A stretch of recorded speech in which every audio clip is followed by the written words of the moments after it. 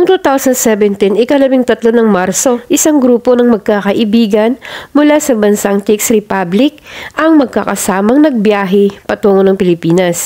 Ang layunin ng kanilang paglakbay ay upang subukang takasan ang panandaliang malamig na klima sa kanilang bansa. Bilang nga sa naging biyaheng ito ay sina Jacob Brazda, 24 taong gulang, at Martin Shipsik, 28 taong gulang. Subalit nang makarating sila sa lugar na kanilang pupuntahan, ang masaya sanang bakasyon ng grupo ay nauwi sa isang malagim na trahedya.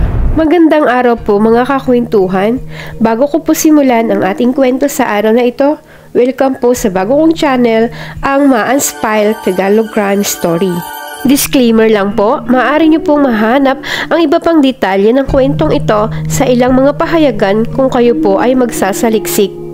Ang kwento natin ay dadalhin tayo sa lalawigan ng Palawan.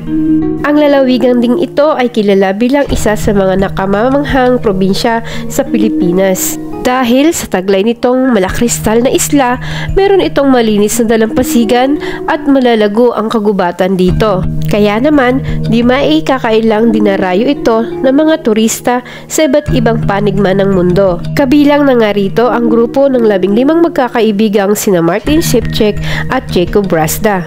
Napili nga nilang puntahan ang Kayangan Lake sa Coron, Palawan. March 12 ng hapon nang dumating sila rito at excited ang grupo para sa kanilang gagawing activity kinabukasan. At noon ngang March 13, alas 8:30 ng umaga, nang sumuong sa tubig ang grupo ng magkakaibigan. Nagrenta din sila ng bangka para sa gagawin nilang island hopping ng araw na iyon. Nang marating nila ang lawa ng Kayangan, nagkahiwa-hiwalay ang kanilang grupo. Magkasamang nag-explore sa ilalim ng tubig sina Jacob at Martin. Hindi na rin nila namamalayan na sa ilalim na sila na bahagi ng parte ng tubig at tuluyang napalayo sa kanilang mga kasama.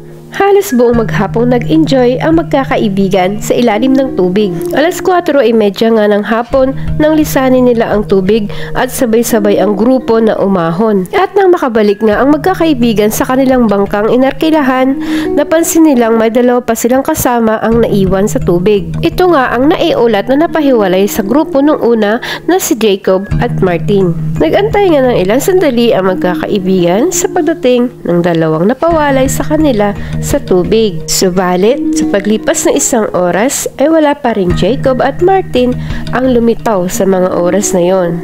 Kaya minabuti na nilang lumapit sa mga otoridad para humingi ng tulong sa mga kinaukulan. Agaran namang nagbigay ng tugon ang Coast Guard team sa Coron at ipinadala nila si Arnie Pabelonio, isang expert diver, para manguna sa paghahanap sa nasabing dalawang missing sa ilalim ng lawa.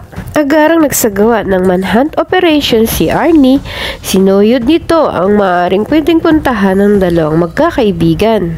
Sa kinailaliman nga ng tubig na may sukat na 22.8 meters, nahanap nga ni Arnie ang dalawang magkaibigan at noon nga nasaksihan niya ang kalunos-lunos na nangyari sa dalawa. Sa ginawang panayam ng eyewitness na si Howie Severino, ayon kay Arnie, nalunod di umano ang dalawang magkaibigan.